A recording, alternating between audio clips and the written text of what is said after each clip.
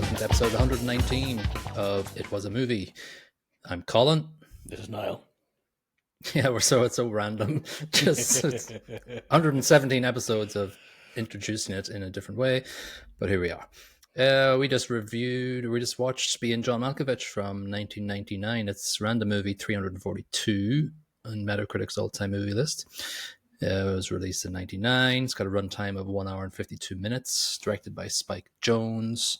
Charlie Kaufman wrote it. We've got John Cusack, Cameron Diaz, Catherine Keener, and John Malkovich, Weirdly. of course. And Orson Bean as Lester, who was very good. Budget 13 million, brought in a box office of 32 million worldwide. Nominated for 3 Academy Awards, did not win. Best Director, Best Supporting Actress for Catherine Keener. Interesting. Best Original Screenplay. And Charlie Kaufman won Best Original Screenplay for BAFTA and the Independent Spirit Awards. And there's a bunch of other stuff for Spike Jonze and John Cusack and Cameron Diaz at MTV and all the other usual suspects, yeah. Usual little places. Metascore of 90, which is quite high, and user score of 8.3. So you'd watched this before? What I had realized was I had watched it before, but I never got to the end. So I don't know what happened, because I do enjoy this movie, but whatever happened, I never got to see the end of it. So I was like, oh, cool. It was a new experience for me. Interesting. Yeah, I wasn't sure what John Cusack. I thought he was going to be just a normal protagonist, and we would be with him all the way. But he's a bit of a dickhead, fucking asshole. Excuse my French. He is absolutely horrendous, as is absolutely everybody in this movie, apart from Malkovich. Really, Malkovich is more of a victim than anything else. Malkovich, yeah, he's the only victim. Really, everybody else is out for themselves, or out to be somebody else that isn't themselves. Well, Sheen, maybe not Sheen. Sheen. Malcatraz. Brilliant. Yeah, as a cameo, but everybody's just not nice. They're horrific. Each and every character is a monster. And you start thinking maybe his wife, Cusack's wife, Cameron Diaz, Lottie, is going to be, she's going to be a hero or a heroine, whatever. Like, she is horrible. Yeah, you sort of feel sorry for her at the start. She's been kind of pushed aside by Craig, right, David? No, Craig. He's a David. No, Craig Schwartz. Straight away, you think, okay, he's messing her over. He's a horrific man. He's just using her. Yeah, she does the same to him when given the chance, and to everybody else. Yeah, well, she just jumps at the chance to live another life. And it gets into a this is 99. This is, very early for some of the subjects that were being broached there, really. Yeah, gender identity. She talks about having reassignment surgery right at the start of the movie, almost. Yeah, like it jumps right in there. Yeah, it does. Yeah, it's an interesting movie. The end, I had to think about quite a lot about why the end happens and stuff, and it took me a little bit to figure out what was going on. I just like, what was that? But we can get there when we get there. It's a doozy. Yeah, we can discuss that as we get there. Anyway, let's chunk it up a little bit here. I think roughly the first 30 minutes or so, it's sort of subtitled "The Puppet and the Portal," because we get a sort of introductory look to Craig Schwartz and his puppet ways and how he is an excellent puppeteer. Great puppeteer. He's also a loser in most extreme sense of that word. He's a loser, and he gets to the bottom of his barrel, really. Like, he kind of figures out, yeah, I'm a loser, when he gets thumped in the face for erotic puppetry on the sidewalk. He kind of has it coming. He does. Honest. The puppets are kind of getting jiggy on the street in front of kids. He's like, oh, you're going to get hit. Yeah. And so, yeah, you see him at home, and you see the life that Lottie and him have. He's got an apartment full of animals, and bloody hell, it's annoying. Chimpanzee. It's so annoying. There's noises. There's chimpanzees making crazy noises. There's a poor dog that looks terrified. I couldn't live that life. I'd hate it. So while we do feel sorry for Lottie, she's also an annoying character at this point. Right, yeah. She's really annoying. So I feel sorry for her, but also I don't fully blame Craig for not being fully there with her, you know? Yeah, the only person I feel sorry for in this movie is the guy next door. No, the guy next door. Shut the fuck up! I'm really sorry. I've got people above me who walk and then the around. parrot starts... and just, yeah. The parrot starts shouting, I'm really sorry! It's funny and pathetic at the same time. It's kind of depressing as well in a funny sort of black comedy sort of way. Yeah, so what sort of emotional state do you think Craig is in at the start of the movie? He's not in a good place. Like, I wouldn't... If he'd had suicidal thoughts at this point, I wouldn't have been all that surprised. His life is crap. He's at the bottom of, bottom of where he could be. I can't see any lower he could go. Well, he does, but... Right. At that point, it looks like the lowest point of his life. Him lying in bed, being told to get a job by Lottie is kind of the lowest of the low. And he's told, also, not a puppeteering job, get a job that pays. Yeah. And also look at one of our animals are sick or whatever. I just, like, which one's that? It's the chipmunk, it's the gerbil. Yeah. He's no interest in any of the animals. They're just sort of there. The home life is terrible. Like they've, what did they do to get to this point? How do you have a chimpanzee as a pet in an apartment in New York legally? It's just one of those just crazy elements of the story that sort of sets you on edge. Every time there's a home scene throughout the movie, there's noises and there's chimpanzee noises, and I can't remember the name of the chimpanzee, but he's actually one other character who isn't a monster. True, and he actually saves Lottie later on. He does indeed. Yeah. So yeah, he gets punched in the face by a father who doesn't want his daughter to see crap. A nun and a monk dry humping a wall, cavorting. Yeah, it's weird. He looks then and goes, "What the hell? What the?" Yeah, so that's the impetus for him to look for a job and check out Leicester Corp and its famous seven actually, just before we jump off the top, I love the way he says, Lottie says to him as he comes in and goes, "Did it happen again?" Yeah. It's kind of very Dumb and Dumber, like fell off the jet bridge again. Yeah. It's a bit silly, but not Dumb and Dumber style silly. You know, it's unbelievable, sad and pathetic silly. Sad silly. And it's sort of like, yeah, there's no element of, yeah, you kind of go on, that's kind of interesting, but there's no element of comedy to it. No. At all. There are some funny moments in the movie. Oh, absolutely. And maybe I'm a bit warped or something, but I didn't really go, this movie's nuts, or like, I didn't really. It is nuts. It is crazy. It's movie. An insane premise. Like, let's be honest. Yeah. Climbing inside somebody's head to have a look around it's not something we do normally in real life. No. I love. I think we're going to jump onto the second chunk now, but I love the concept of the floor being half-sized for no reason. And there's just an explanation that doesn't make sense. Exposition is an Irish exposition. So it'd be nice for the people who are cursed like you to find somewhere they feel recognized or something like that. Yeah, it's like a crazy. Yeah, so obviously he gets the job there, and he gets a little introduction to the organization where he meets Maxine and is instantly smitten with her. And low overheads. But yeah, Irish thing going. Yeah, he meets a small lady. What was it? I forgot to write down the captain's name, but that's Captain Merton. Captain Merton. He comes back into it at the very end. Surprisingly, he does. Very surprisingly. Sort of a little anchor there to. Yeah. Even though it was called out as BS, perhaps some of it wasn't fully BS. Yeah. So Maxine is this white dressed siren, let's call her, for the want of a better word. Why did the hell does Craig just fall for her so quickly? Just straight away. And he's in the office 15 minutes and he's decided he's going to cheat on his wife. Yeah. What is she? What does she stand for him? What is she? I don't know, desire, something he's not got in his life currently. His life at the moment is miserable. So I get why he wants change, I suppose. His approaches cool. are awful. He's awkward around her.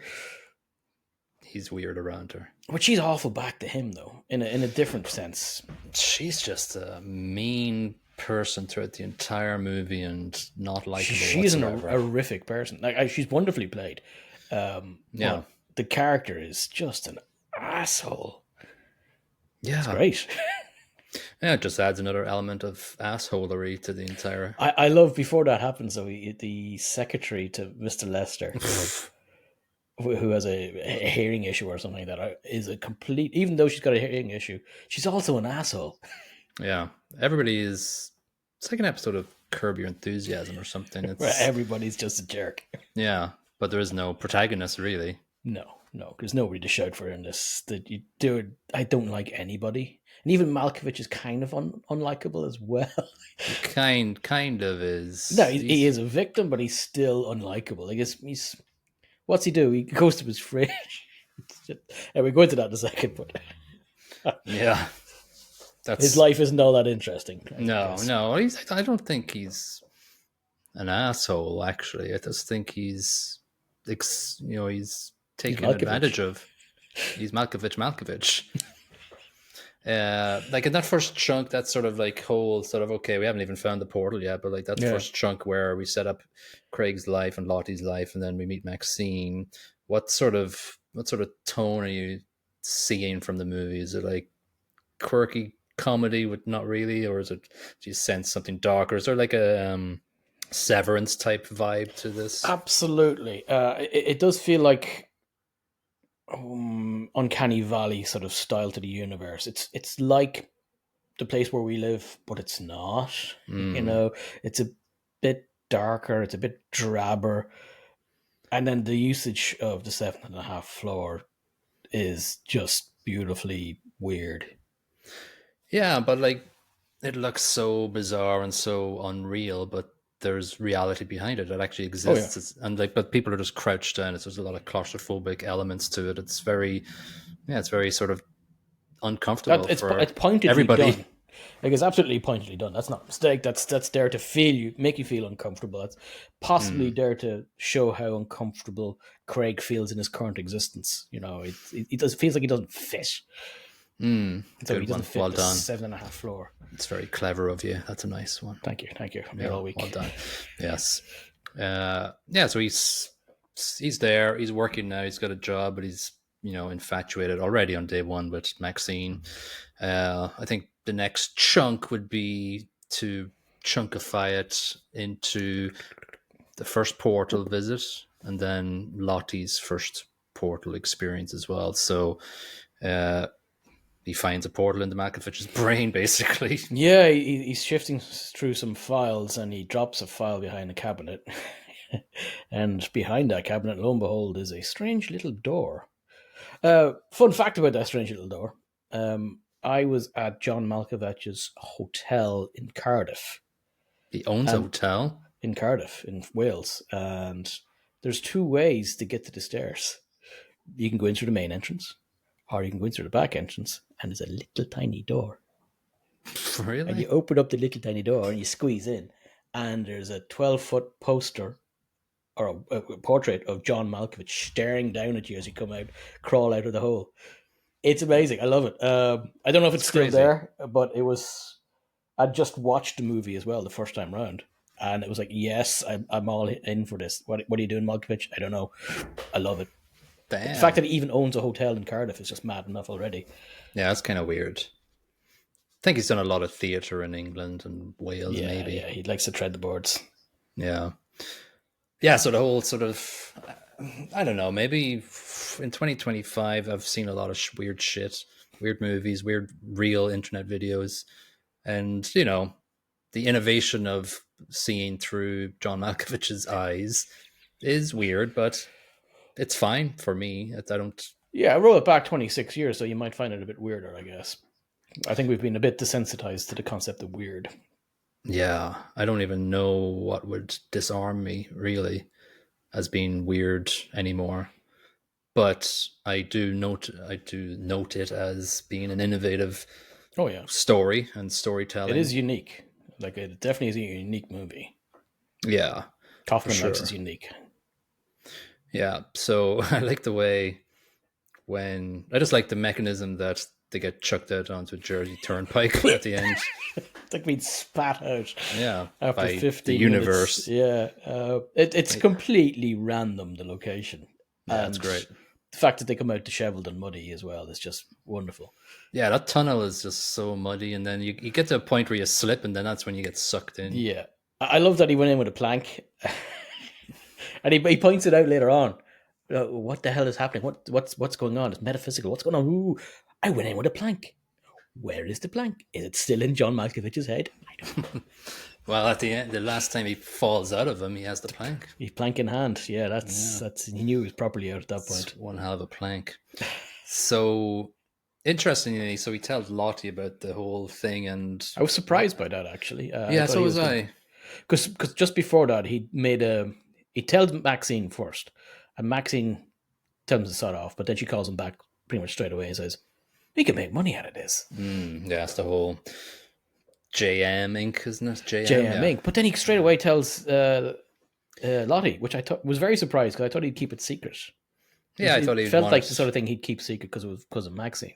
Yeah, I thought he'd want it as a little Maxine side project. Yeah. So this is why I think this is his downfall straight away. Well, his downfall was telling Maxine. Yeah, why did he tell Lottie?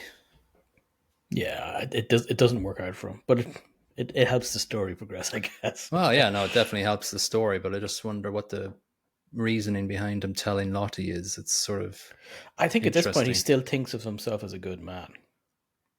He Later hasn't on, he really. cops that he isn't.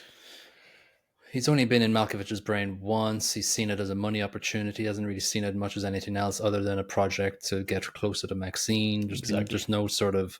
And the only reason later on in the movie where he takes control of Malkovich is to be with Maxine. Yeah, he's singularly driven. Yeah, he's a dumbass. Oh, completely.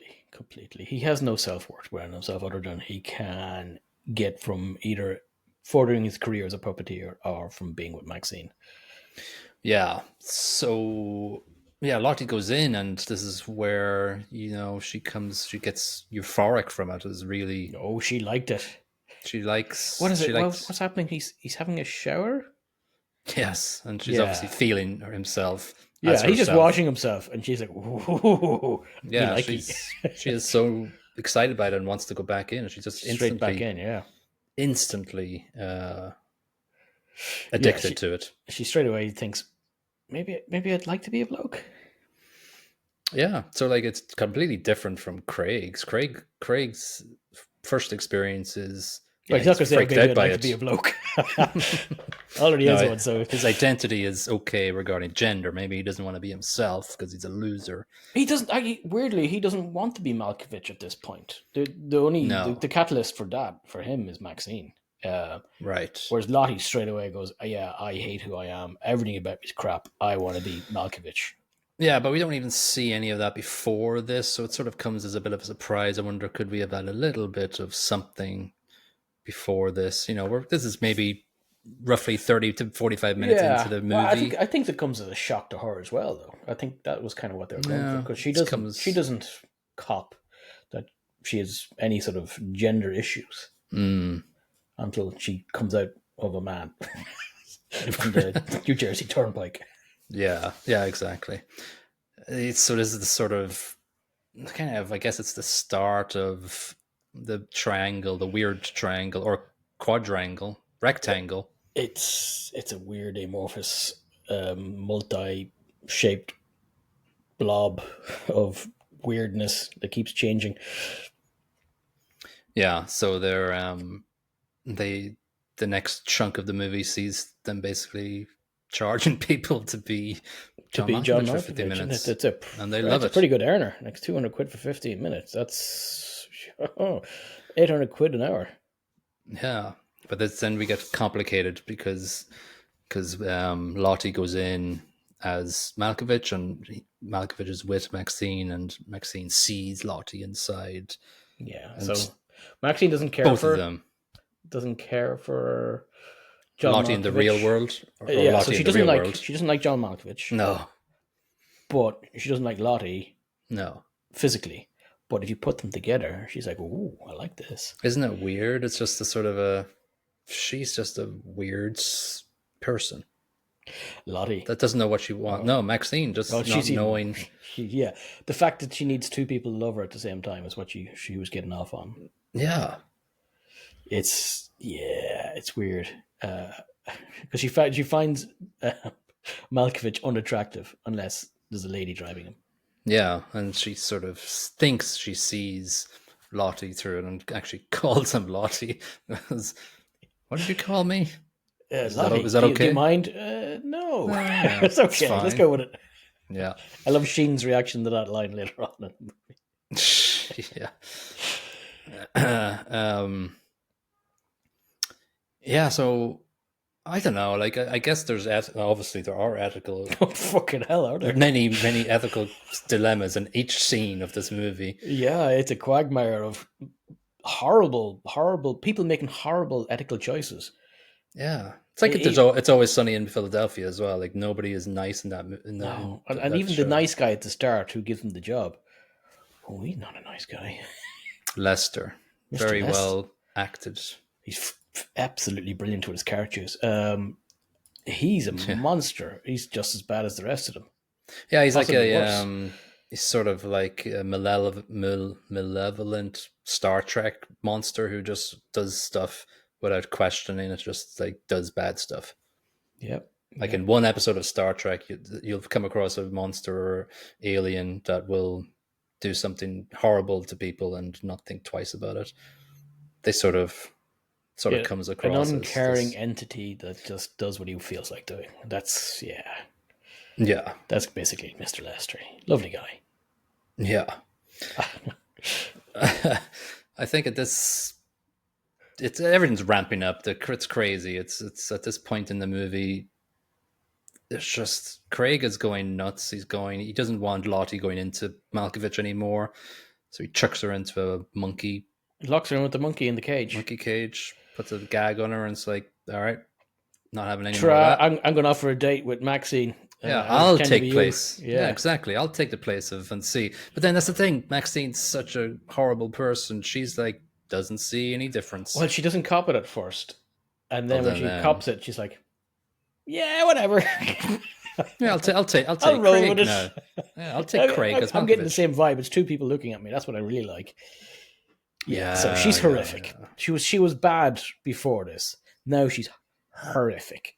Yeah. And he sees through that scene, Craig, that he can start to take control of Malkovich. It's like the alien from Men in Black. It's very well done, actually. I kind of like it, how crap it is. It's like really crap puppeteering. Yeah, it's just like the alien, I can't remember his name, but there's something, Edgar suit in Edgar, yes. Yeah, so just like that. He's like, Murr. But Maxine basically is the center of all this manipulation, pretty much. She's manipulating everybody. She's the epicenter of linchpin, manipulation. Craig, Lottie, Malkovich, and everything's just been stretched and... Oh, yeah. Everybody's dancing to her little tune at this point. Yeah. This is when your Charlie Sheen cameo comes in, because Malkovich gets crazy going, I didn't make that noise. What the hell's going on here? Felt like somebody was inside my body, man. That was weird. Yeah. And Sheen's like, that's because you had a bunch of weed, wasn't it? And Malkovich is like, well, yeah, but that's not how weed feels. And Sheen's like, and she made you call her Lottie? Oh, I call you Lottie? That's deadly, man. What are you complaining about? It's amazing. I think he was Charlie Sheen was just coming off of rehab or something. Obviously, 99. That was his time. Right in his time. Yeah, but it's just before Tiger Blood. Oh yeah, yeah. And so it was good to see him. Actually, I didn't know he was in it. Yeah, he's kind of he's playing himself. Exactly as I think of him, and as he probably is. But it's good to see him in it. Yeah. Yeah, it's a good call out. Uh, yeah, so basically, I think at this point in time, Malkovich, I think, goes in and finds JM, right? JM Inc. And Yeah, he trails Maxine back to JM Inc. Sees a bunch of yeah, people queuing up in a really weird place. Gets yeah, spotted outside by Craig. He's like, "Oh, John Malkovich, oh, we love you." Yeah, he's not entirely impressed, John. At this point, it's like, no, what are you guys doing? What's in there? Oh, that's where we go inside you for 15 minutes as a simulation. And he's like, what the F do you mean simulation? Get out of my way! I'm going in. I didn't know what the hell was going on. Like I thought Oh, they would see a recursion thing, like so Inception this is the point where mirrors. I hadn't actually seen Beyond. I never got Oh to wow, see Malkovich in Malkovich. It's some twisted up stuff. I love it. It isn't Inception. It isn't any sort of mind bending thing. It's just the weirdest collection of Malkovich's head on everybody's body. Malkovich. Especially when there's a Malkovich chatting to another Malkovich, and that's clearly a female Malkovich with large Yes, breasts and a red dress. yes, and looks good for 99. Like it doesn't look It looks computer. really well, actually. There's And a little everybody kid. just a little kid, Malkovich. Yeah, But Malkovich. there's only one word being uttered by anybody. Malkovich. Malkovich. I love it for its weirdness. It's delightfully stupid. Like, because what could they represent this with? John going inside his own head. Yeah, That doesn't make sense. How do you show that? Screw it, Malkovich. yeah. It was just a nexus of weirdness and the universe not knowing what to do when. I love when he comes out though, and he's like, get rid of it. No, stop it. Nobody should ever see that craziness. Yeah, yeah. Malkovich. Anyway, when they went into the office, Maxine was so laid back. She didn't give one shit what was going on. She was just like Counting her money effectively. Yeah, she always had that little cash register drawer of dollars with her. Yeah, I think so. The sort of the last couple of next few chunks is when I guess she. Well, Craig doubles down on everything. He just goes, "Okay, I'm taking him. I've been able to I'm basically puppet him." going to take control. I'll be the big puppeteer, and I will But take while control. he's saying this, Malkovich is just trying to fight back, and every now and then he's like, "No, shut up, you! Try to think." Yeah.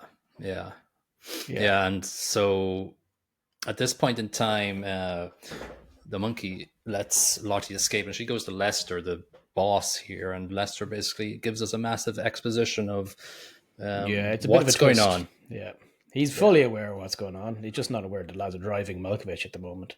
Yeah, and that's not good news for him. So yeah, Craig is in full control, and Maxine is very happy with the fact that Craig is inside John Malkovich because they can get money, and it's all very surface level greed and. Oh yeah, notoriety and monies. She wants money. He wants to be with Maxine, obviously. He also wants to be a puppeteer. He always wants to. Yes, he gets wants to pivot from being an actor to being a puppeteer. Goes to the manager, and he's like, "I'm going to be a puppeteer," and the manager's like, "Okay, all right, fair enough." John Malkovich. Yeah.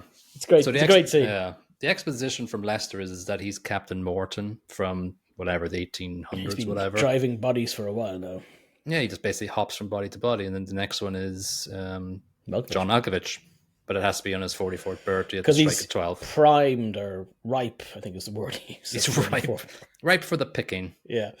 This becomes very important for the last scene. Beyond 44, it's very important. If you don't make it in time, you get trapped.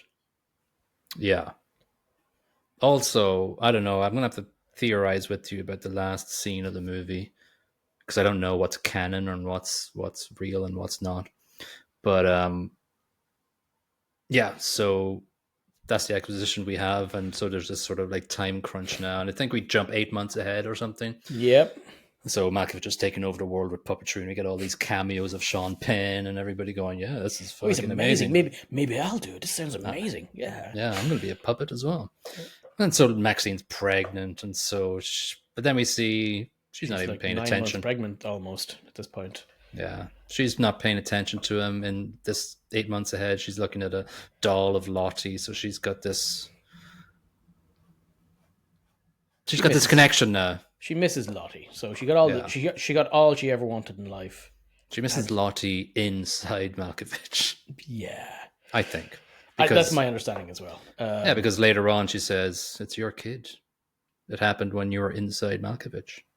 Yeah, I think that's one of the reasons she's kind of not happy to be with Mr. Malkovich is Craig as Malkovich. Craig as Malkovich is yeah, she's got everything she wants, but that's not what she wanted. She wanted Lottie a little bit more.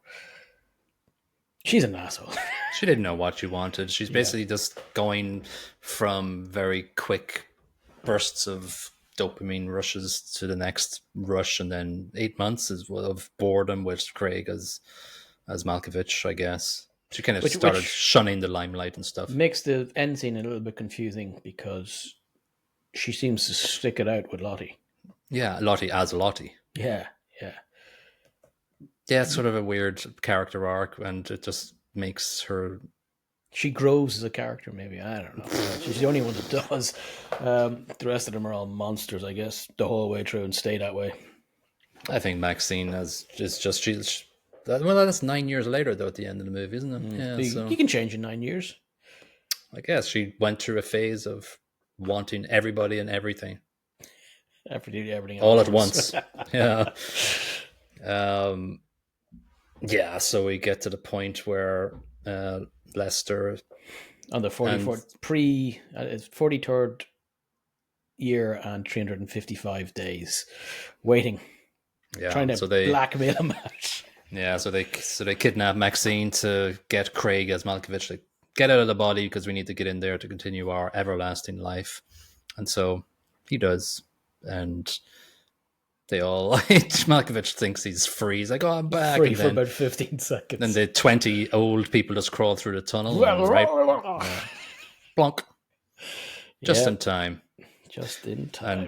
And Malkovich. And Craig gets dumped into the turnpike just to see Lottie and Maxine hugging it out, going, let's live together forever and ever. They do tell him to F off. Yeah, and he goes, I'm going to go in through the tunnel and I'll get back into Dingsbub. No.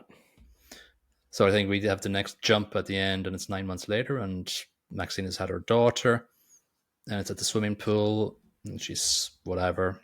We get this voiceover from Craig as Elaine, looking as Elaine, the 9-year-old kid's. Yeah, but he's not driving Elaine. He's trapped behind her eyes as her subconscious, and he has no impact. He's just stuck there. That's horrific, and he kind of deserves it. He's saying, "Look away, Elaine, look away," because Maxine and Lottie are hugging, and he can't. And Elaine, as the girl, is looking at them, going, "Oh, I love my mums. My mums are hugging." No impact. He's no longer a puppeteer. No, he is a prisoner. So basically, what's happened in my brain is he obviously went back through the tunnel to try and get into Malkovich. He didn't understand any process of what was going on. But so now it's pretty much early on in the Elaine sort of host body. And from what my theory is and what I've kind of read online is, the closer it gets to that 44 years, the less time you have inside the brain, the body. So when we were getting into Malkovich, it was every 15 minutes. But as Elaine, she's young, and we're stuck in there until maybe...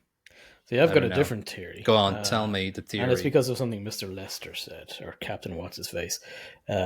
He said he showed a picture of a baby. Yes. With a man behind bars. Yes. So basically, if you don't jump in by the 44th year, you will be trapped inside the baby host. And I think that happened to Malkovich because he spent too long driving. Craig. It happened to Craig because he spent too long driving Malkovich, and he just got sucked in there, effectively. And he's trapped forever until the 44th birthday, where he'll be kicked out by Lester and the lads again. Yeah, but he... I did like that Lester got to be with the woman he really wanted to be with. Yeah, the one who says nobody can talk properly. Yeah. But he would have had to... Craig went through the doorway then. He had to have gone through it. Did he though? Well, how else would he get into? When the baby is born, Lester said that you get kind of trapped inside the new host. So what, Craig just a few weeks disappeared later, from reality? basically, why not? I don't know. I wasn't there. No. You're not. Anyway, No, because he said he was regardless, going to go he's through kind the of tunnel again. he's kind of fecked anyway. Regardless, which reality happened, he's trapped inside a child. I think that night, he jumped in again. he jumped in, and Elaine was still in the womb for another month, so he was inside the baby at that point, and then you're a prisoner then. That could be it. Either way, he's screwed. Yeah, it's really not nice, but he deserved it. Absolutely deserves it. He deserves 44 years. But does Maxine deserve happiness? No. Does Lottie? Lottie? No. The monkey does, and Malkovich would have, but he's kind of dead. And I feel sorry for the girl, actually, because she's only got 44 years. Yeah, and then she just ceases to exist. Yeah.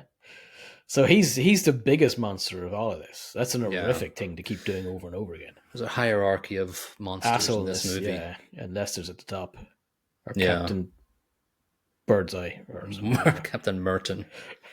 Yeah. He made the building with another guy. I can't remember the name, but that was the original script where the other guy would turn out to be Satan. And the end of the movie would be something regarding. I'm glad they didn't do that. That's not as interesting. And weird. No, it's not. It's not weird at all. It's not weird enough. So the judgment on Craig is it's deserved, or it's tragic, or it's ironic, or it's funny. I think it's a bit funny. He deserves every second of the torture that he.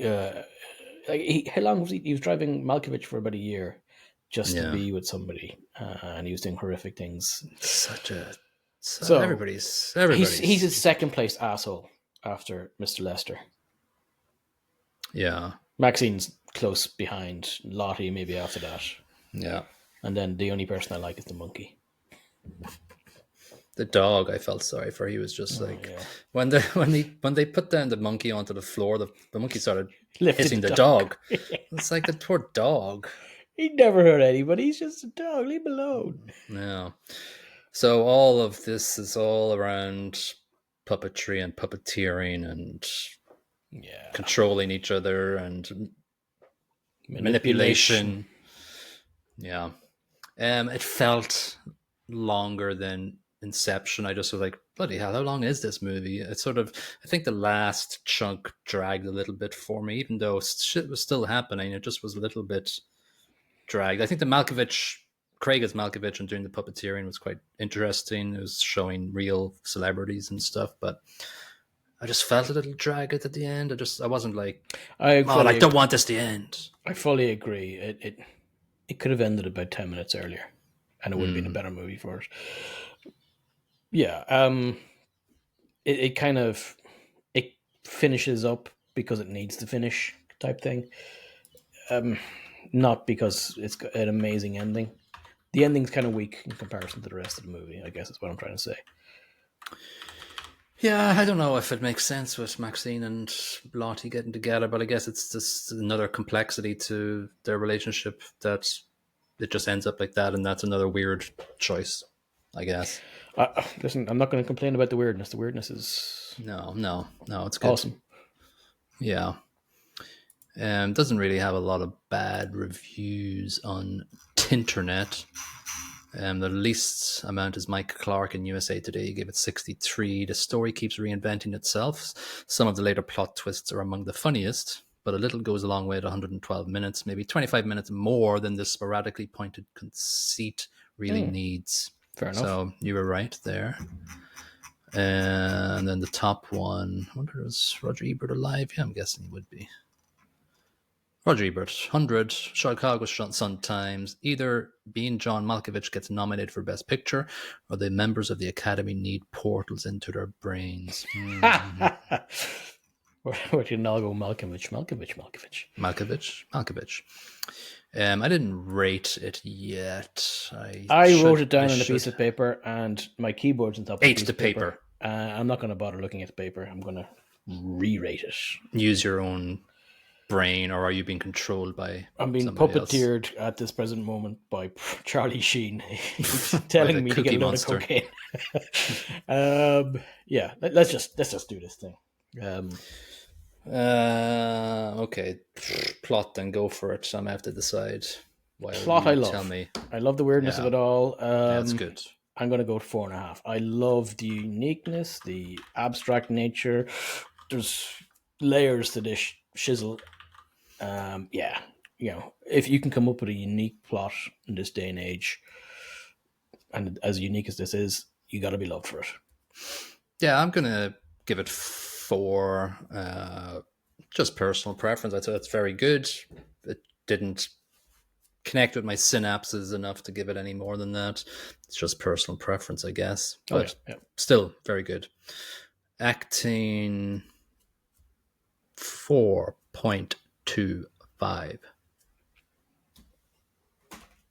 Looking at your 4.25. Acting's very good. Malkovich in your brain. But Cusack is always a pleasure to watch on screen. He knows how to act. My God, does he know how to act? And this is our second movie with Cusack and Malkovich in the same movie. Not wrong at all. This time they're not in a plane though. Although Malkovich doesn't get in a plane. But the bunny bag in that basket, yeah. Yeah, so it's... Yeah, they're fantastic. Maxine is fantastically portrayed, and Lottie is strangely... understated Cameron fantastic, Diaz. Possibly her best role. I read that when they put her in costume and stuff, the staff nobody recognized her because she's this blonde bombshell in the mask and stuff. Yeah, and then you just no makeup, hair in a absolutely rag order. She looks like basically a hobo. Yeah, it's great. Much. Yeah, it's very good. I was a bit let down by the sound brackets track. Like, obviously sound is pretty good, but when you're inside Malkovich's head, the muffled voice is muffled, and he's doing certain things to his body, and it's eating quite toast is like the crunchy. Fantastic. Yeah, that was good. I'm going to put that down to production as opposed to sound, though. Okay. I've been a weird man here. Soundtrack on this is a bit...